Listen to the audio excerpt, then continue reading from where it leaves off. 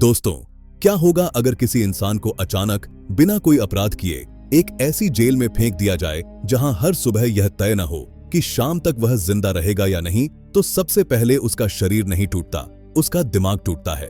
क्योंकि शरीर दर्द सह लेता है, भूख सह लेता है, मार भी सह लेता है, लेकिन दिमाग उस अनिश्चितता को सह नहीं पाता जहां हर दिन मौत एक संभावना बनकर सामने खड़ी हो।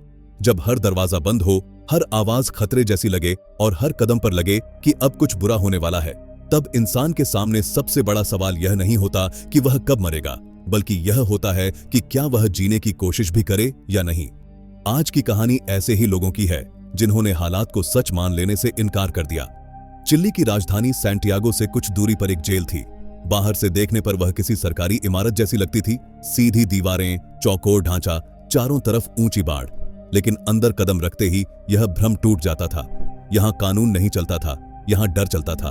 करीब 400 कैदी इस जेल में बंद थे।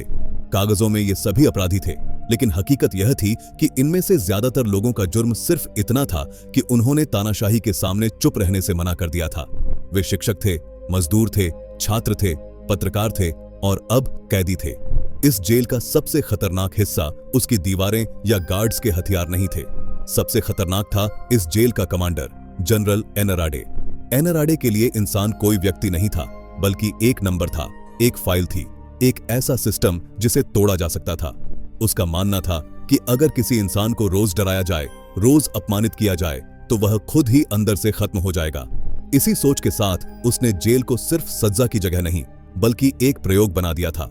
कैदियों को भूखा रखना, घंटों धूप में खड़ा करना, बिना वजह पीटना, रात के अंधेरे में किसी को उठाकर ले जाना और फिर कभी वापस न लाना, यह सब यहाँ आम बात थी। कोई सवाल नहीं करता था, क्योंकि सवाल करने वाले लोग अक्सर अगले दिन दिखाई नहीं देते थे। एनराडे ने साफ नियम बना रखा था, अगर किसी ने भागने की कोशिश की तो न पूछताछ होगी न अदालत, वहीं गोली मार दी जाएगी। यही डर उसकी सबसे मजबूत दीवार था।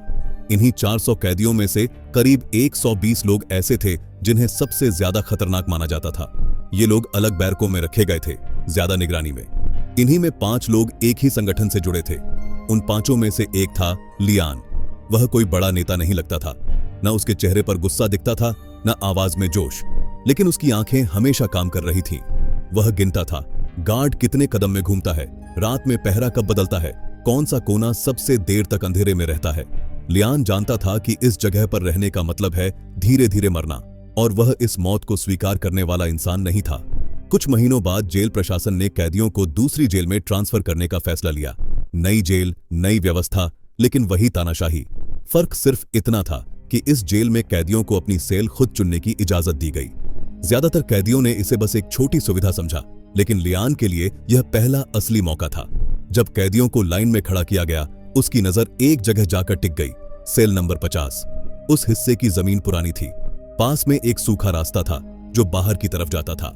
लियान समझ गया कि अगर कभी यहां से निकलने का मौका मिला तो यही जगह सबसे सही होगी। लेकिन किस्मत हमेशा तैयार इंसान के साथ नहीं होती। जब तक लियान की बारी आई, सेल नंबर 50 कोई और ले चुका था। एक पल के लिए उसके चेहरे पर निराशा आई, लेकिन उसने कुछ नहीं कहा। उसने बगल की सेल नंबर 51 चुन ली। बाद में उसके साथियों ने कहा कि उसे सेल 50 के लिए जोर देना चाहिए था। लियान ने बस इतना कहा कि कभी कभी जिंदगी सेकंड्स में फैसला कर लेती है और इंसान को उसी फैसले के साथ आगे बढ़ना पड़ता है। नई जेल में शुरुआती दिन पहले जैसी यातनाओं में बीते, लेकिन अब लियान का दिमाग लगातार एक ही दिशा में चल रहा था, भागना। उसने अपने साथियों से साफ कहा कि ऊपर से निकलने का कोई रास्ता नहीं है। दीवारें ऊंची हैं, गार्ड हर जगह हैं, कैमरे हर कोने में लगे हैं। अगर निकलना है तो जमीन के नीचे से निकलना होगा। टीम में यान नाम का एक आदमी था जो पेशे से आर्किटेक्ट था। उसने जेल की बनावट को ध्यान से देखा, दीवारों की मोटाई, जमीन की हालत और बाहर के इलाके का अंदाजा लगाया। उसका निष्कर्ष साफ था, अगर पास की नदी तक पहुंचना है तो कम से कम 210 फीट लंबी सुरंग बनानी होगी। उस नदी के किनारे बांस के घने झाड़ थे जो बाहर निकलने के बाद छुपने के लिए बिल्कुल सही थे। लेकिन हर योजना का एक सबसे कमजोर सवाल होता है। यहां वह सवाल था, इतनी मिट्टी का क्या होगा। काम शुरू हुआ बेहद धीरे और लगभग अदृश्य तरीके से। सबसे पहले एक नकली दीवार बनाई गई, ऐसी दीवार जो देखने में बिल्कुल असली लगे, लेकिन जरूरत पड़ने पर हटाई जा सके। उसी बैरक में एक कैदी था जो हमेशा गिटार बजाता रहता था। बाकी लोगों के लिए वह सिर्फ एक कलाकार था, लेकिन इस टीम के लिए वह चेतावनी सिस्टम बन गया। किसी को नहीं पता था कि उसके गिटार के अंदर औजार छुपे हुए हैं। उसी स्क्रू ड्राइवर से छत में पहला छेद किया गया। जैसे ही प्लास्टर नीचे गिरा, सबके दिल रुक गए। अगर उस वक्त कोई गार्ड अंदर आ जाता तो कहानी वहीं खत्म हो जाती। यान ने तुरंत उपाय बताया, अंडों से प्लास्टर बनाना। अंडों को पीसकर पानी मिलाकर टूटे हिस्से को ढका गया और ऊपर एक पोस्टर चिपका दिया गया। उसी वक्त गार्ड निरीक्षण के लिए आ गए।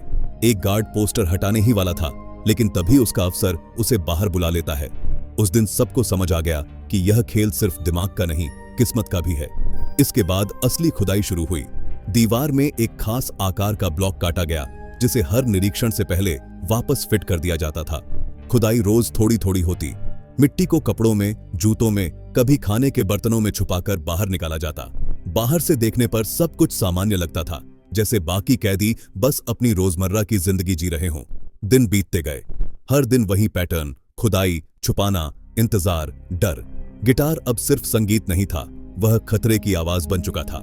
अगर धुन में हल्का सा भी बदलाव होता तो मतलब गार्ड पास है। उसी एक सेकंड के इशारे पर सब कुछ रोक दिया जाता। धीरे धीरे और लोग इस योजना का हिस्सा बनने लगे। हर नया इंसान उम्मीद भी लाता था और खतरा भी। अगर एक भी आदमी डर के मारे टूट जाता तो सब मारे जा सकते थे।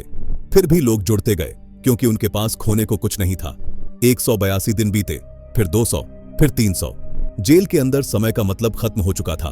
बाहर की दुनिया बदल रही थी, लेकिन अंदर सब कुछ वैसा ही था। डर, सन्नाटा और इंतजार। एक दिन सुरंग के अंदर काम करते हुए एक कैदी बेहोश होकर गिर पड़ा। हवा की कमी जानलेवा बन चुकी थी। किसी तरह एक छोटी मोटर और पाइप का इंतजाम किया गया, जिससे सुरंग के आखिरी हिस्से तक हवा पहुंच सके। 392वें दिन अचानक पूरे जेल में सर्च ऑपरेशन घोषित कर दिया गया। बिना किसी चेतावनी के गार्ड्स हर सेल की तलाशी लेने लगे। यह वही पल था जिसका डर सबको था। अफरा तफरी में एक कैदी ने अफसर पर हमला कर दिया। मारपीट हुई, चीखें गूंजी, कई लोग घायल हुए। लेकिन इसी शोर में सुरंग के सारे सबूत छुपा दिए गए। जनरल एनराडे को शक हुआ, लेकिन कोई ठोस सबूत नहीं मिला। 509वें दिन जमीन हिलने लगी। भूकंप, पूरी जेल कांप उठी। उस वक्त एक आदमी सुरंग के अंदर था। किसी तरह उसे बाहर निकाला गया। हैरानी की बात यह थी कि सुरंग पूरी तरह सुरक्षित थी, जैसे वह जानती हो कि अभी उसका काम बाकी है। अब सवाल सिर्फ एक था, कब? 567वें दिन कैदियों को टीवी देखने के लिए इकट्ठा किया गया। माहौल असामान्य रूप से शांत था। एक एक कर लोग बहाने बनाकर उठे। सेल नंबर 51 में दीवार का ब्लॉक हटाया गया और आजादी का रास्ता खुल गया। एक के बाद एक लोग सुरंग में घुसते गए। बाहर नदी के पास एक बस इंतजार कर रही थी। कुल 50 लोग तय थे, लेकिन सब नहीं जा सकते थे। एक गार्ड को शक हुआ। हाथापाई हुई। ऑन्स्कर ने गार्ड को रोका, लेकिन खुद बुरी तरह घायल हो गया। वह जानता था कि अब वह नहीं जा सकता। बस चल पड़ी। 39 कैदी उसने बैठ चुके थे और वहीं दूसरी तरफ ऑन्स्कर पीछे रह गया, और वो भी अकेला। यह एक सच्ची घटना थी।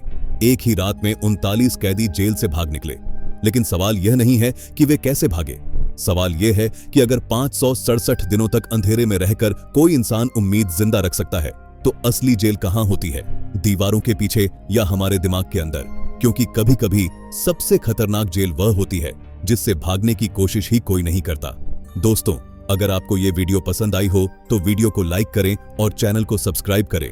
मिलते हैं बहुत जल्द एक और ऐसी ही माइंड ब्लोइंग स्टोरी के साथ।